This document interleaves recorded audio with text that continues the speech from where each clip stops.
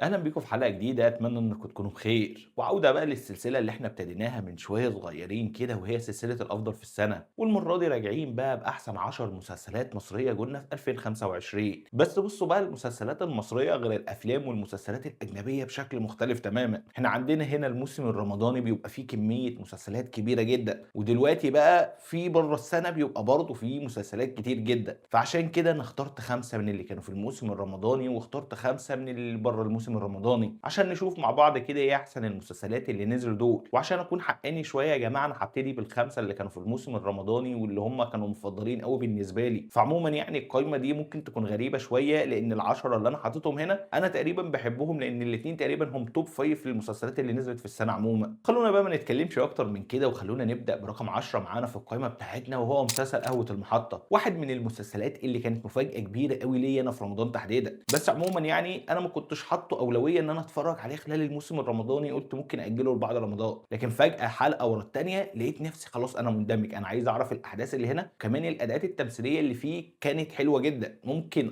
الحزن كان زياده قوي جوه احداث المسلسل ده، لكنه بصراحه كان معمول بشكل حلو قوي.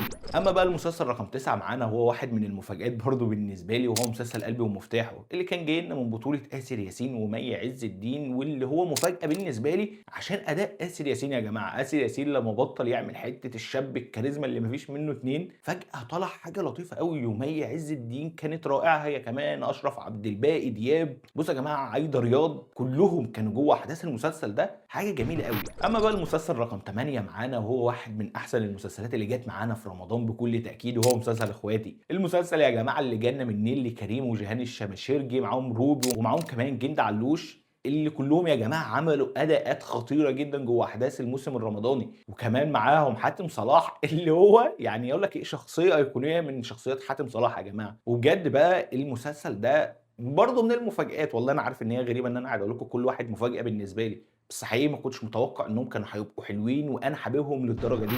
اما بقى المسلسل رقم 6 معانا، واللي انا بقى كنت متوقع من قبل رمضان ان هو حلو، وهو مسلسل ولاد الشمس. طه دسوقي ومعاه احمد مالك عملوا مسلسل حلو جدا. وطبيعه الحال اللي كان مشاركهم الليله دي كلها هو النجم الكبير محمود حميده، غير طبعا مجموعه من النجوم التانيين اللي كانوا موجودين معانا. بس يا جماعه المسلسل ده خلى فيه كميه مشاعر مش طبيعيه. كفايه بس اغنيه صاحبي يا صاحبي اللي بقت غازيه الدنيا بعديها. المسلسل حقق نجاحات كبيره قوي، سواء على سبيل المشاهدات، سواء حتى على القصه ذات نفسها والاداءات التمثيليه، اللي كله كان بيشيد بطه دسوقي وبيشيد باحمد مالك. المسلسل كان حلو جدا، واكيد برضه هو كمان موجود. اما بقى المسلسل رقم 6 فما اختلفش معانا من نوعيه الحزن والنكد اللي كان جواه، وهو مسلسل لام شمسيه. المسلسل الافضل في رمضان بالنسبه لي بسبب القصه اللي هو ناقشها، والطريقه اللي هو قرر ان هو يعرض بيها المسلسل كله. واللي حقيقي الاجواء الغامقه اللي كانت موجوده معانا، ممكن اقول بالحدث اللي كان فظيع قوي، واللي احنا بعد كده عشنا تبعاته حتى في الحياه الحقيقيه، القضايا اللي بتتكشف بعد كده، الناس اللي ابتدت ان هي تتكلم، الحاجات دي كلها بكل تاكيد ده اكتر مسلسل لازم يكون من المسلسلات المؤثره. هم على قد ما يقدروا حاولوا ان هم يخلوه توعوي وتربوي اكتر من ان هو حاجات تمثيليه، ورغم كده الاداءات التمثيليه كانت فيه ممتازه من كل الناس اللي فيه تقريبا. وبكده بقى نكون خلصنا الخمس مسلسلات اللي جولنا في رمضان، واللي حقيقه يا جماعه انا بعتبرهم من الافضل في السنه اصلا، فدول قايمه لوحدهم. خلونا بقى ننتقل لرقم 5 معانا، والمسلسلات اللي نزلت معانا بره الموسم الرمضاني. وهنبتدي برقم 5، وهو مسلسل 220 يوم. المسلسل اللي جالنا من بطولة صبا مبارك وكريم فهمي. المسلسل اللي حقيقة يا جماعة أنا شفت عليه على السوشيال ميديا كلام كتير جدا، بس المسلسل منقسم بين اللي حبوا المسلسل قوي وبين الناس ما حبوش المسلسل.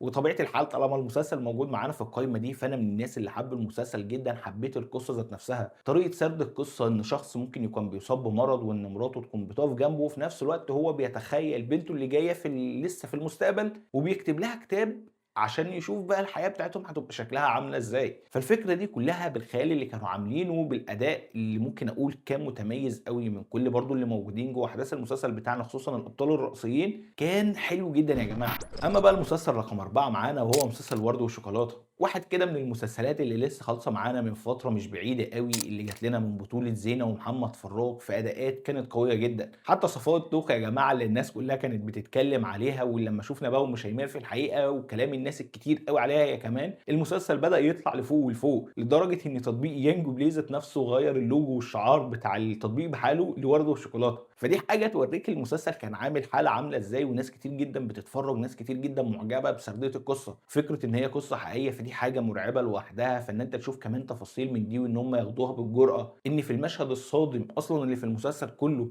إنهم يبقوا جايبينه بتفاصيل كبيرة أوي، دي كانت مخاطرة كبيرة والمسلسل قدر إن هو ينجح فيها بصراحة بشكل كبير أوي. أمّا بقى المسلسل رقم 3 معانا واللي جالنا من منصة مختلفة وهي منصة نتفليكس، وهو مسلسل كتالوج. محمد فراج برضه المرة دي بيقدم مسلسل بس المرة دي بثنائية مع ريهام عبد الغفور، في ثنائية كانت حلوة جدًا، عشان نشوف واحد من المسلسلات اللي كانت متميزة أوي واللي في وجهة نظر الشخصية لازم ناس كتير جدًا تتفرج عليها. ممكن ما نكونش نفس الطبقة الاجتماعية اللي هم بيتكلموا عليها، بس هي الفكرة واحدة في كل مكان في الدنيا يا جماعة، إن إحنا ناخد بالنا من أسرتنا أكتر ما إحنا بناخد بالنا من أي حاجة تانية، إن إحنا نشوف الأولويات بتاعتنا نرتبها صح، أولادنا نبقوا قريبين منهم بشكل عامل إزاي. كتالوج أمينة اللي كان موجود معانا جوه أحداث المسلسل، خالد كمال اللي كان عامل دور أخوه، أعتقد كان رائع لدرجة إن أنا في وجهة نظري الشخصية في أوقات كتير غطى على محمد فراج أصلًا جوه أحداث المسلسل، وكان واخد هو وعلي البايلي كده القصة بتاعتهم لحتة حلوة جدًا، وكنت باستنى أساسًا المشاهد بتاعتهم واستنى التفاعلات بتاعتهم لأن هي كانت عاجباني أكتر بكتير. أمّا بقى المسلسل رقم 2 معانا ورغم إن هو لسه ما خلصش لحد دلوقتي ومكمل معانا لسنة 2026 هو مسلسل ميد ترم، واحد من المسلسلات يا جماعة الرائعة والخطيرة جدًا، جدًا، جدًا واللي لازم تتفرجوا عليها. بُصّوا يا جماعة عدّى كل الحدود، يعني إحنا دلوقتي واقف عند الحلقة ال25 وأنا باصوّر الحلقة دي، لإن المسلسل كده خلاص يا جماعة في حتّة تانية، الأداءات اللي متقدّمة فيه، الأفكار وزيه زي كتالوج، أنت لازم تتفرّج عليه عشان تشوف ولادك بيتعرّضوا لإيه، سواء مثلًا المشاكل النفسية اللي ممكن تصيبهم أو حتى تعاملك الشخصي أو تعاملكم وأنتم مع أطفالكم بيبقى شكله عامل إزاي، وممكن يوصّلهم لنتيجة عاملة إزاي. مسلسل ناقش ده بكل القُبح اللي في الدنيا تقريبًا.